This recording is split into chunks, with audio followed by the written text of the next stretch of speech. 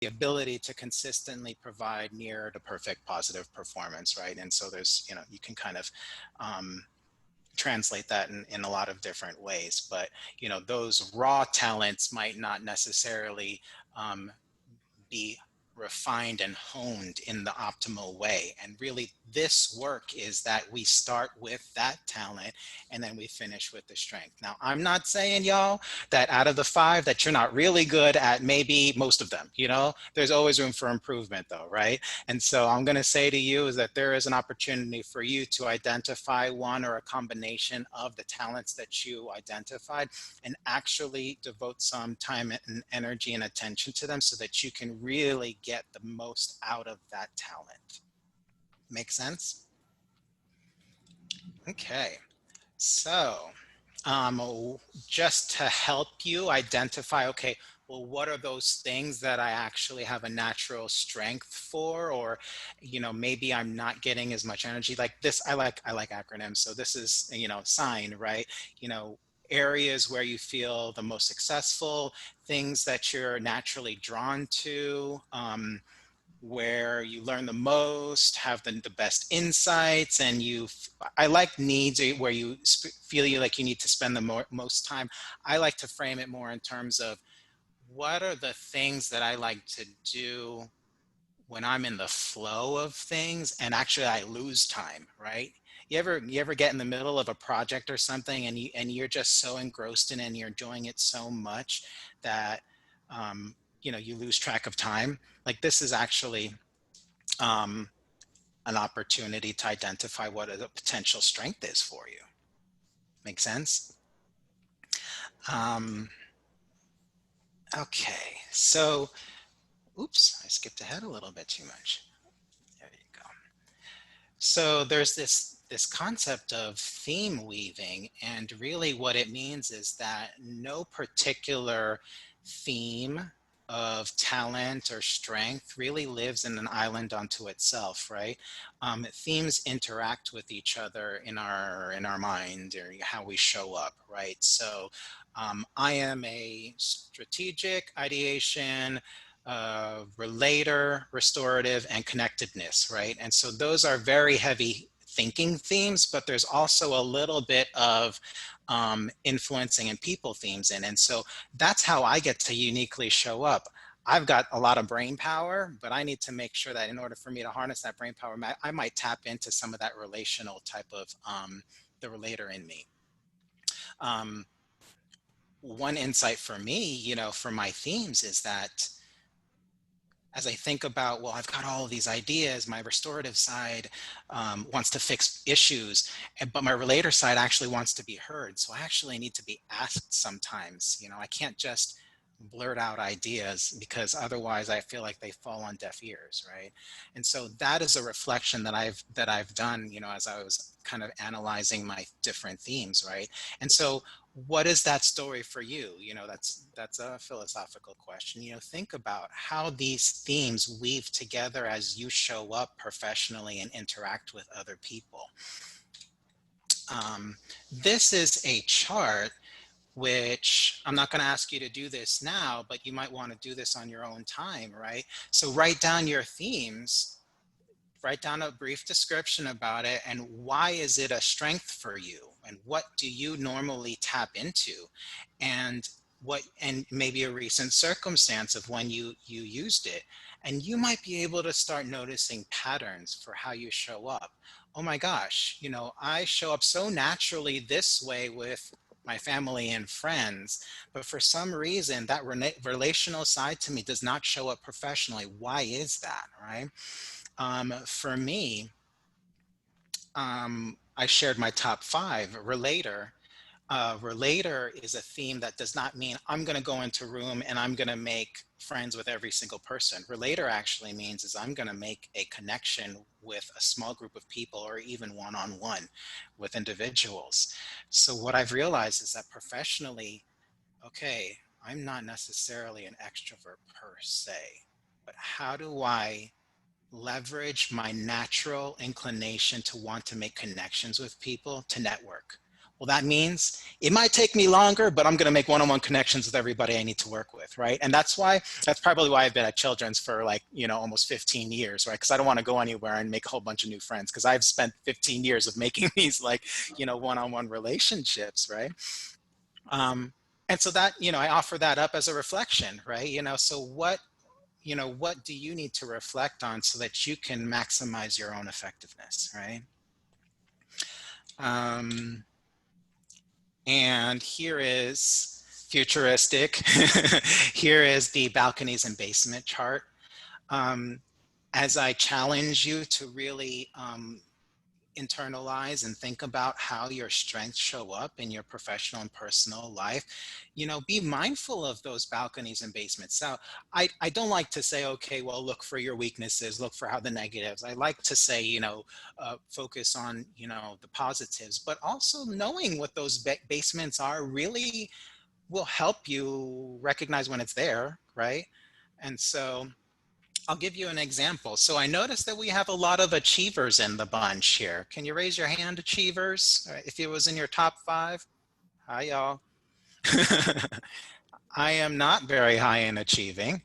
Um, so one example is that, and raise your hand if this is true. Achievers have strong work ethics and they get stuff done. But the basement might be that, oh gosh, I'm exhausted because I'm burning the candle at both ends quite often. Is that true for many of you? Some of you? Yeah. Um, I noticed that there's a lot of empathy folks in the group. Can you raise your hand, empathy folks? Yeah. That's awesome, right? That's just another way to connect with people, right? And for people to really feel like you're sitting there with them. But isn't it true that you might feel emotionally exhausted sometimes, right? I know I do when I tap into my empathy, right? And so, yeah, just being mindful of that stuff really just helps. It can pull back some of those basements, and then you can say, okay, well, how do I leverage this to be a balcony? How do I draw more careful boundaries with this personal professional relationship that's happening? Um, so I didn't say I want to talk about weaknesses, but I'm going to talk about weaknesses. And I do this because there's always folks in groups that want to talk about it. So I'm just going to acknowledge that, right? So what do we do with those weaknesses, right? So you took this test, you got top 5 results, right? Well, there's actually a full 34 version that's available through Gallup. So you could take the test and you can actually see how you rank 1 to 10 to all the way to 34, right? And then there's people, when they look at that report, they're like, oh my gosh, I want to focus on these, these things that I'm the weakest at. Well, yes, that's an area of non-talent, but like I said in the beginning of this talk, why do you want to spend all of this energy trying to develop something that doesn't lift you up and that you feel in the flow of things, right? You want to spend more time on things that give you energy, right? So focus there. But if you need to manage your weaknesses and areas of non-talent, here are some tips that you can use to to work on those things. Keep your communication open. You might want to get better training or development, and you want to maybe leverage your other talents to get a certain place. Remember, I was talking about, oh wait, I'm a relator, but I can't, like, I'm not an extrovert, right? I leveraged my relator to get to where I needed to go, right? um, I find it this interesting: adjust or change your role, right? We always put ourselves into, okay, I have to be this, or I have to be all things in this, interaction or this project or what have you. No, you don't. We quite often we work in larger groups. So why not understand what everybody's strengths are? And that's why, I really want to focus on this. Like, you want to form complementary partnerships with people. When you do an analysis of mine, right, I didn't have very high influencing or executing themes. So that's why I'm going to try to partner up with people who are high influencers or executors. So complementary partnerships, right? Some of the best partnerships are formed when we really think about our strengths and then think about the strengths of other people and how do we work better with them, right? So I will caution you a little bit though, because when you work with people who have I use contrasting themes of talent, then you might at times feel like that is conflict. Well, guess what? That is potentially a part of a creative process, right? And so you want to make sure that you have open communication to make sure that you maximize that complementary relationship, right? Oh my gosh, this person drives me bananas because they ask so many questions. That's me. I ask so many questions.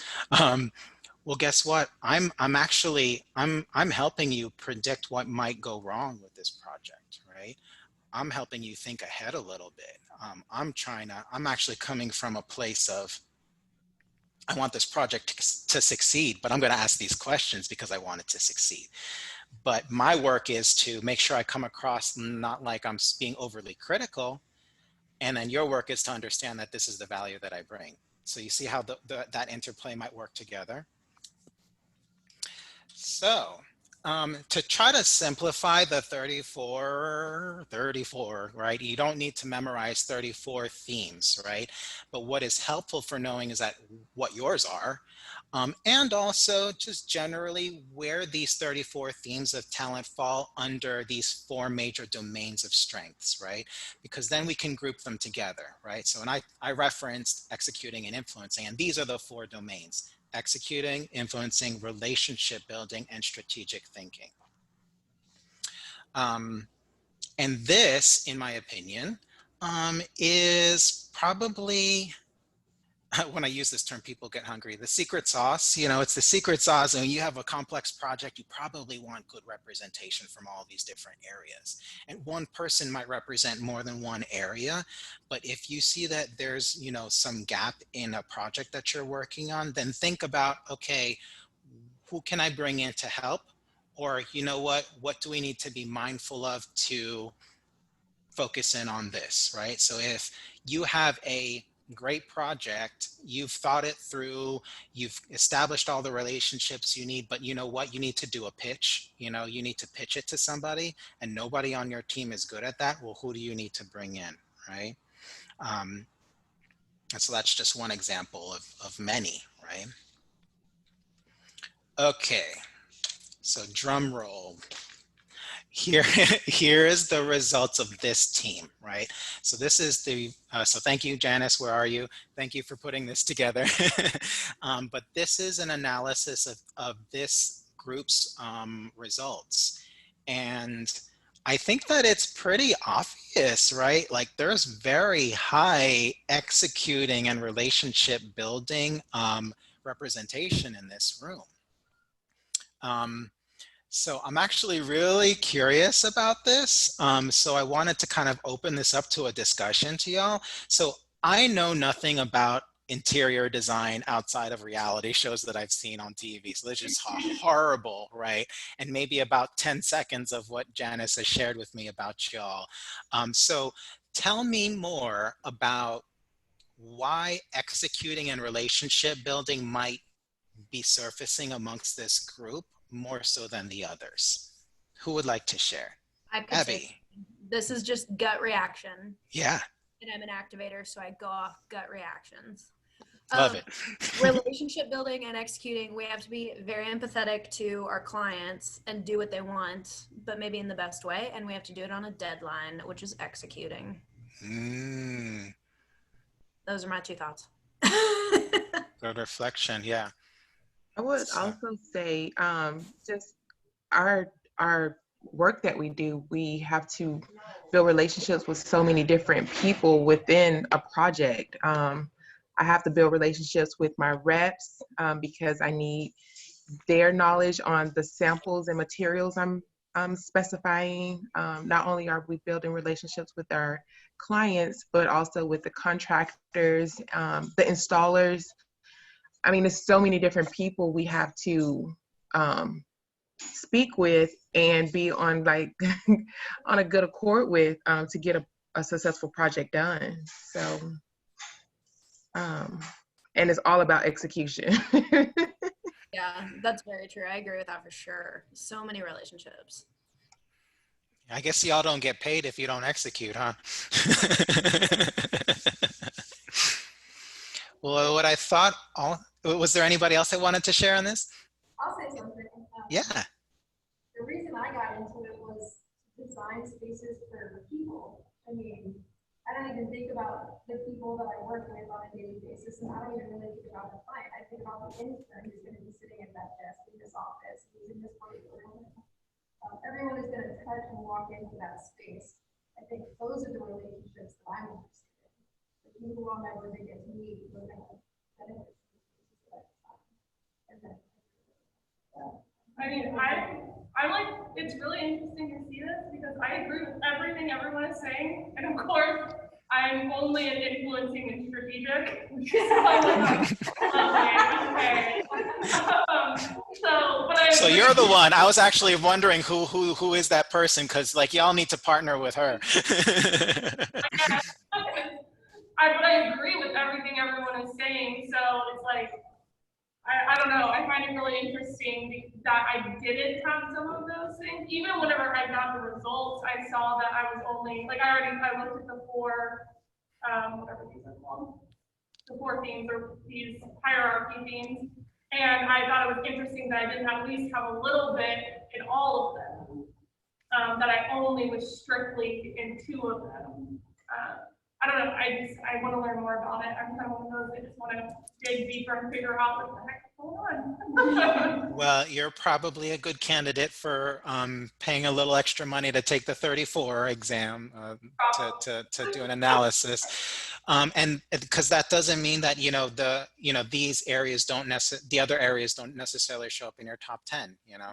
And so when you look at the 34 report, you actually you would draw a line somewhere like, okay, I'm going to claim my actual top 13, and I'm not my top, and not my top 10, so there's a certain level of validity that we get to put into this stuff, right? If we see no value, then okay, you toss it aside, but look for the value, and then where is that reflection point, and where is this a good representation of me, right?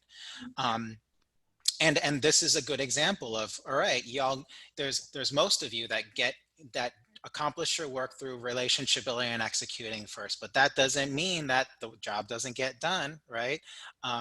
And you might actually see that, yeah, absolutely, these other two things are important, but I in order for me to feel right with my work, I need to start with the strategic thinking, and I need to make sure that we're on the same page about what we're doing, before we get into and maybe I might create my relationship through getting on the same page, and then executing will come, so there's so many different ways of going about this. Yeah. Any other reflections?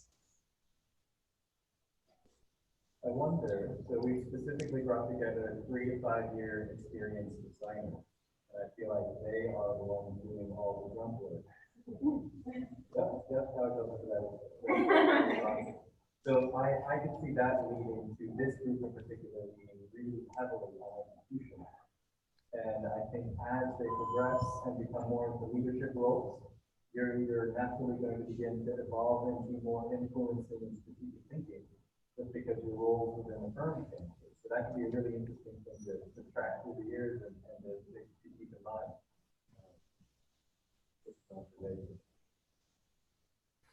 I heard most of what you said, and so I think that is a good reflection of as y'all kind of professionally mature, there might be more strategic thinkers in the group, there might be more influencers in the group. Like, your experiences will shape how these items show up. I will just say, so who's the person who's all executing? Can you raise your hand? Are you in the back? Okay. I just thought that was so cool because like, wow, you really know how to get some stuff done, right?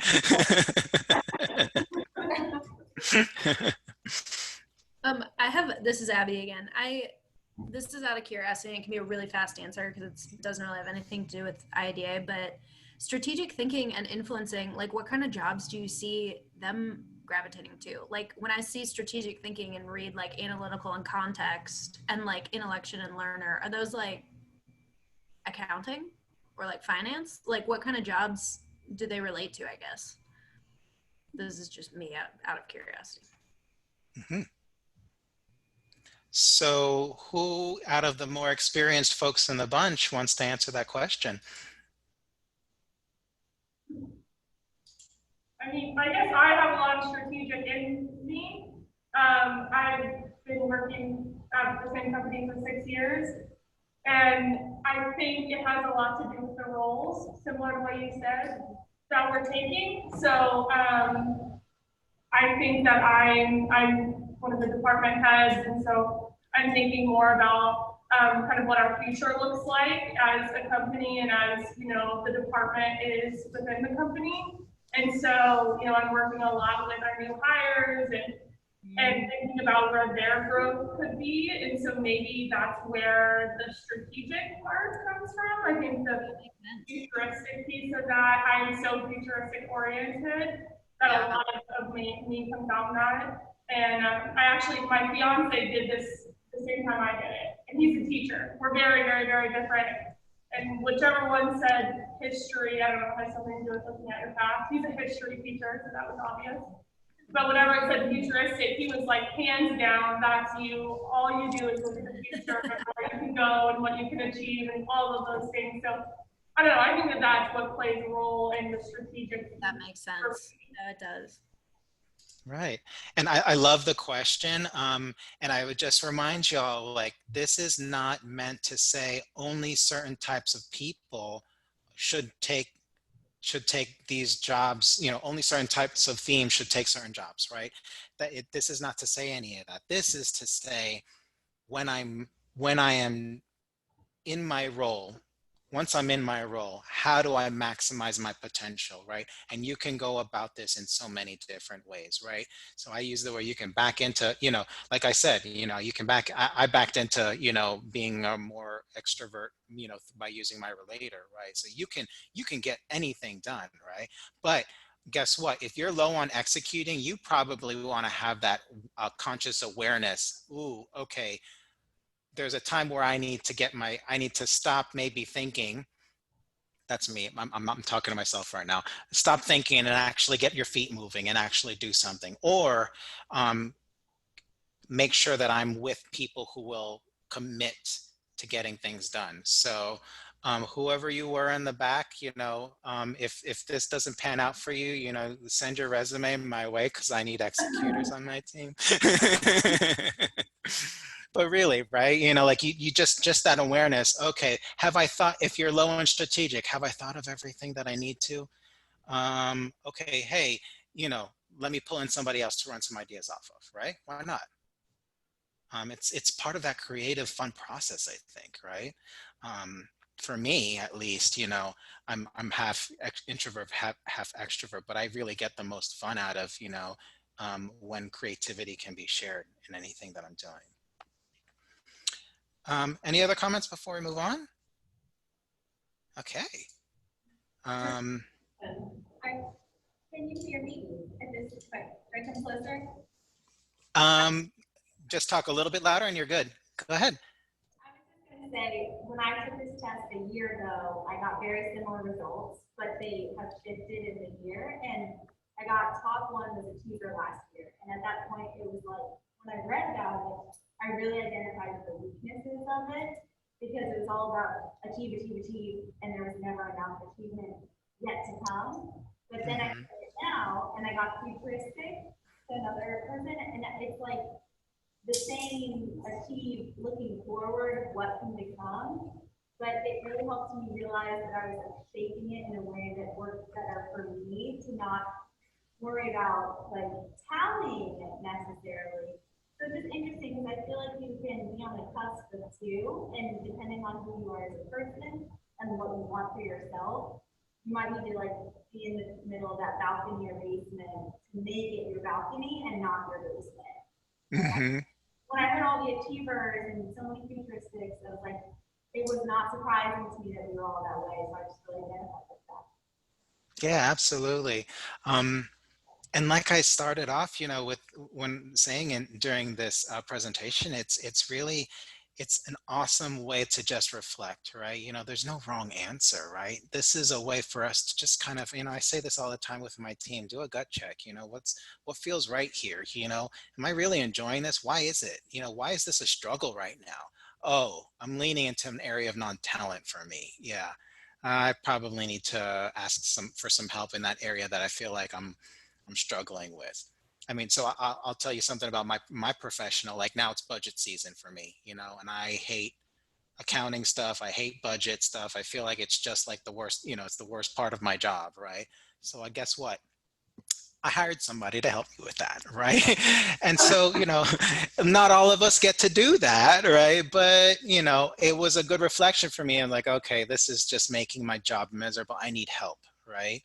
So why not, right? Why not help identify, And so we're actually going to segue into a time where, the exercise that you're going to do is actually helping to increase that awareness.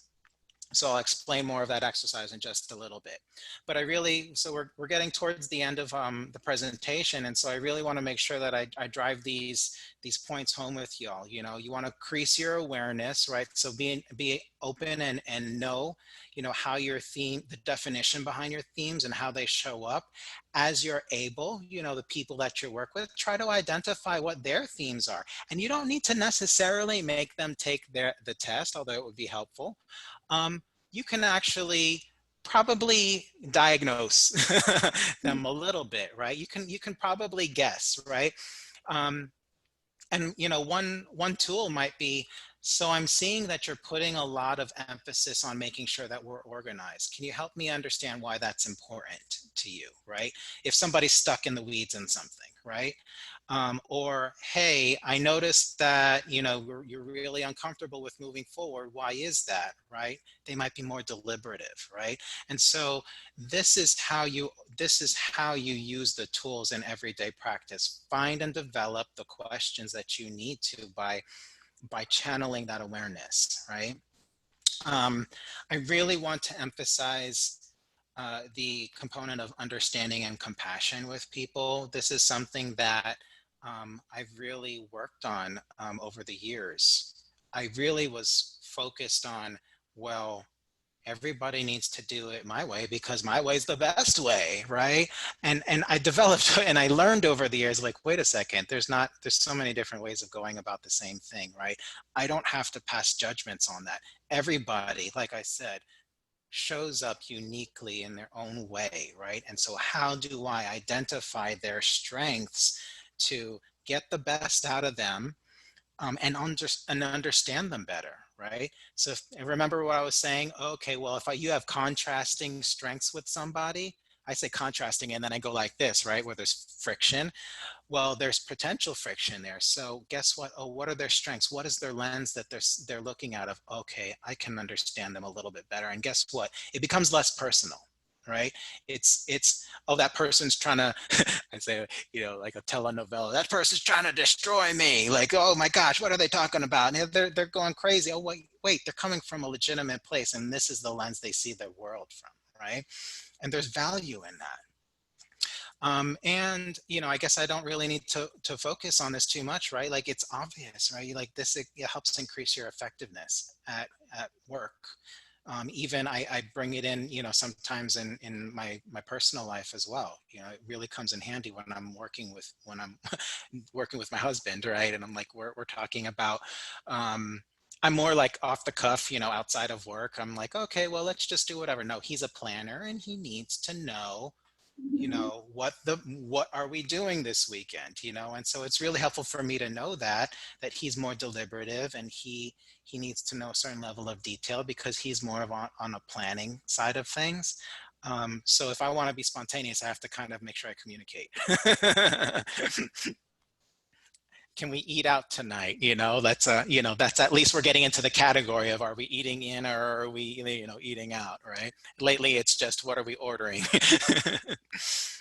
So really, I put the last one in because that's the one I wanted to drive home. It's, all this is about creating open dialogue, right? And I've referenced this several times, and that dialogue, yes, you can have an internal dialogue and learn more about yourself, but also, it's about creating open dialogue with other people, right? And like I said, asking those insightful questions to achieve a better understanding and how to leverage their talents and complement those with yours. So our exercise is called the Best of Us exercise. Do you have the sheet in front of you already? Yes. Okay, good. For those of you who are online, do you have a copy of it electronically?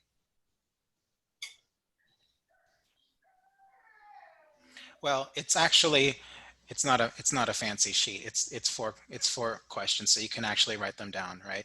So the Best of Us exercises is basically, I want you to finish these sentences, right?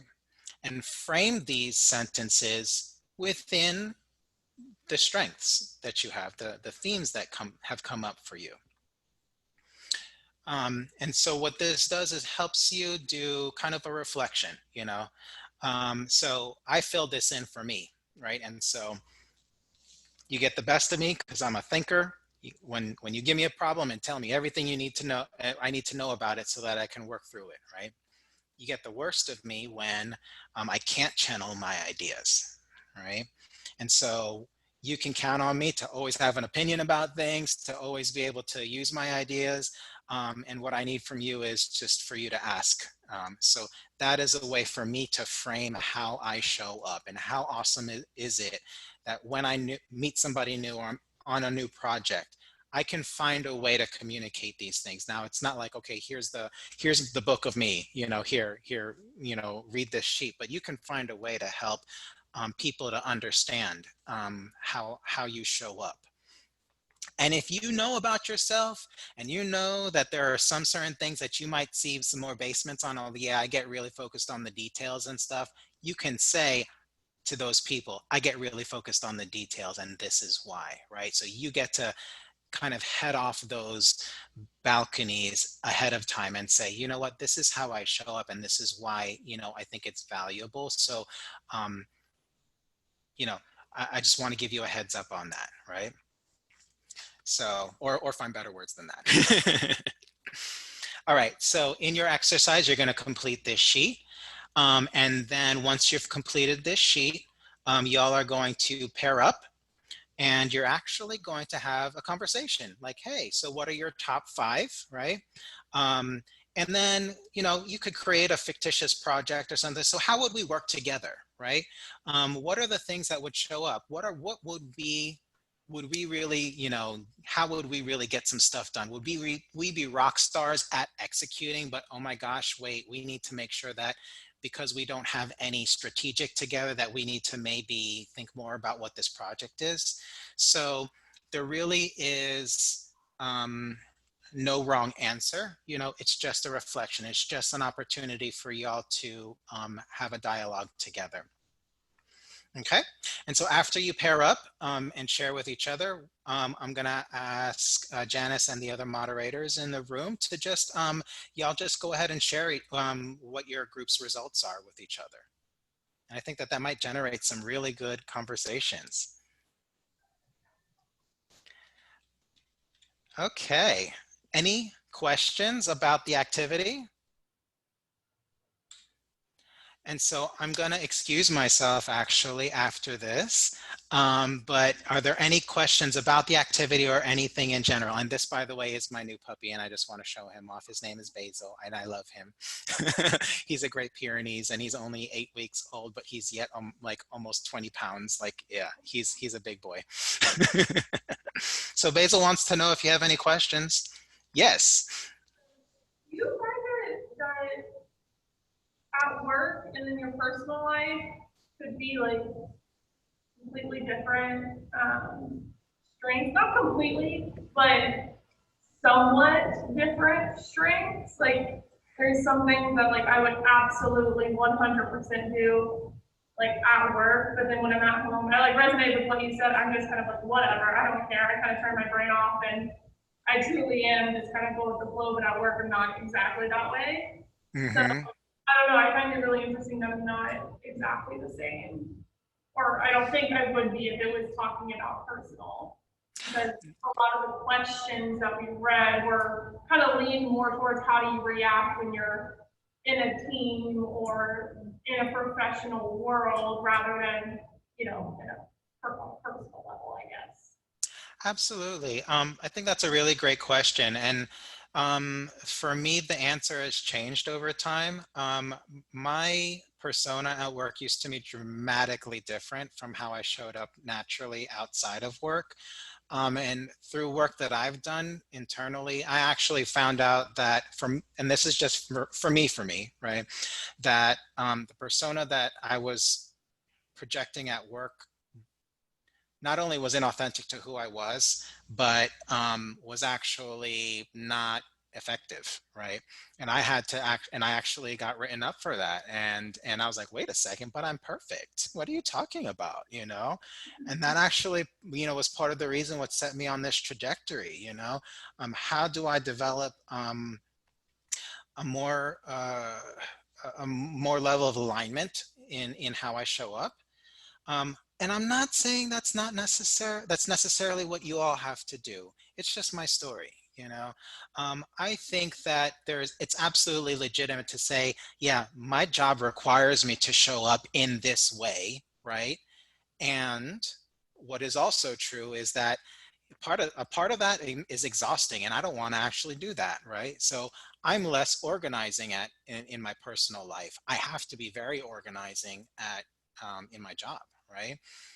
Thank goodness I'm married to somebody who is an organizer, right? Who gets to, he gets to worry about all the details, right?